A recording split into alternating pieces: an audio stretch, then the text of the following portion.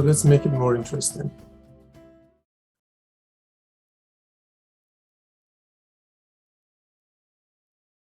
Right, so, okay.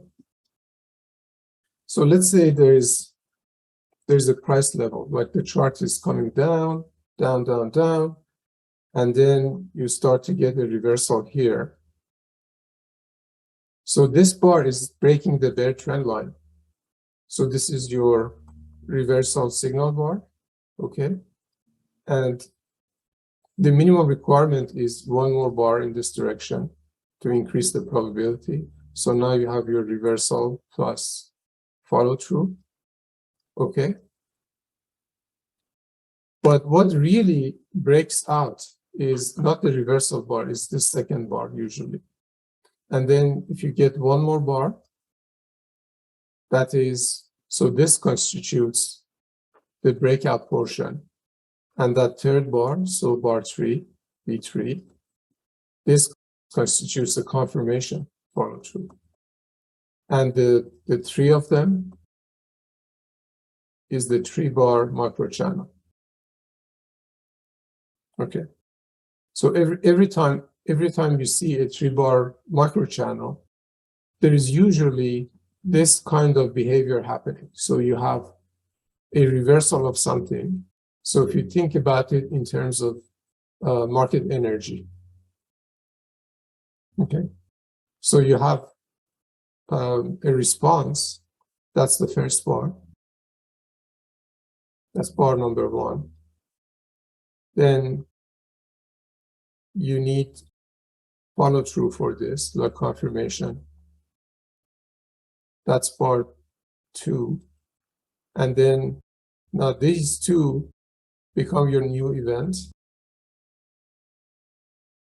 And that needs one more bar to confirm it.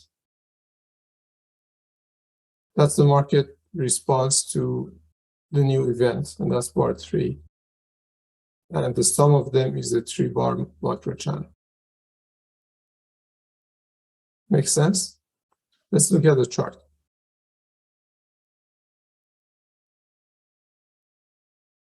So look at any part that we have a 3-bar macro channel. So in here, we have an upside down bar. This is a bear upside down, followed by one more bar. Okay. So this is our reversal event.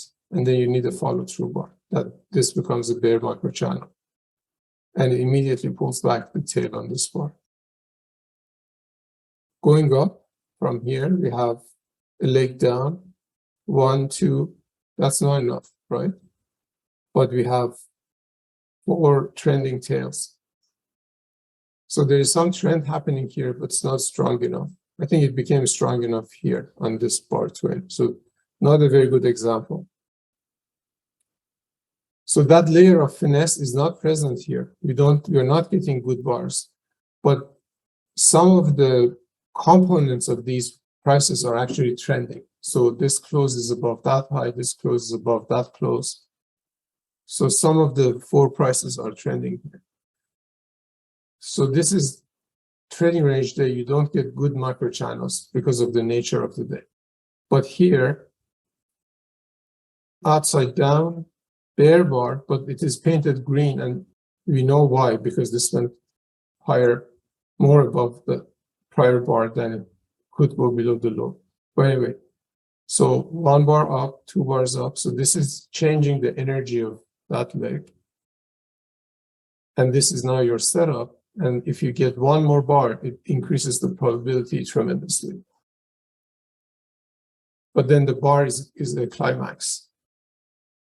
And then usually where this energy happened, and it was still not high probability at that point, then that price or that level becomes new support and resistance, which is the reason for this test reversal. Let's look at another one.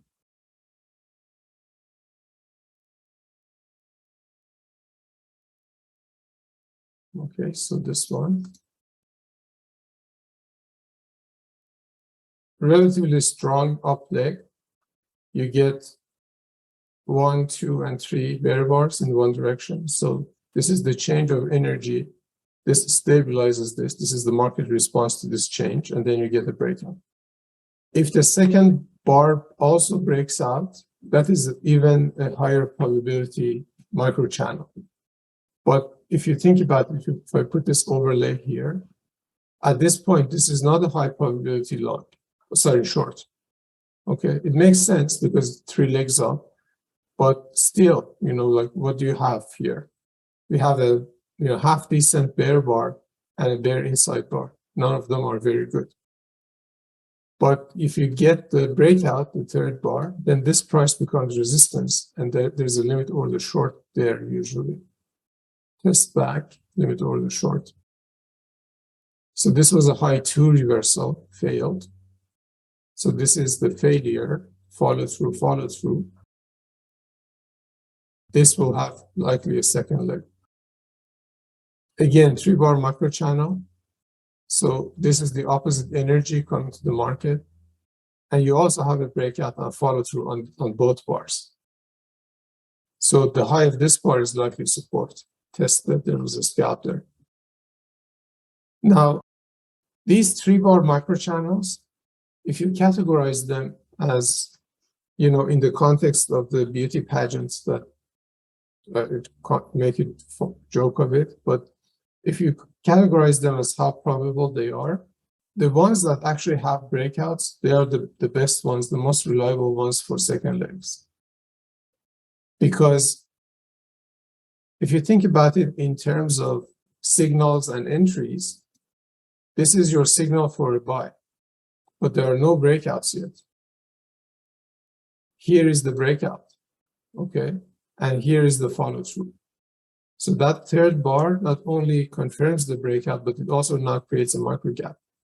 So thinking about the same process, event, response is a failure, is a doji.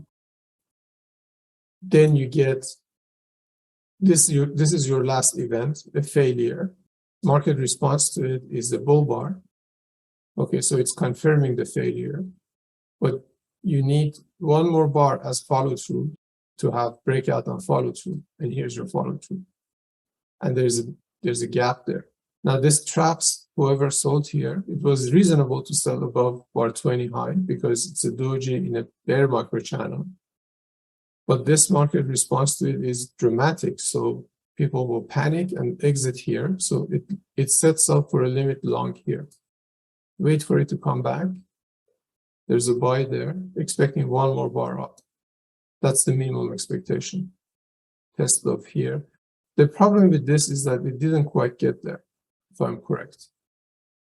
If you put a line there, yeah, you see there's still a gap there. So it might actually have to close that gap. Therefore, that's the second leg from this, but this magnet is still there. That's the test. That's the correct test. Now, discussions lead to more interesting things. So,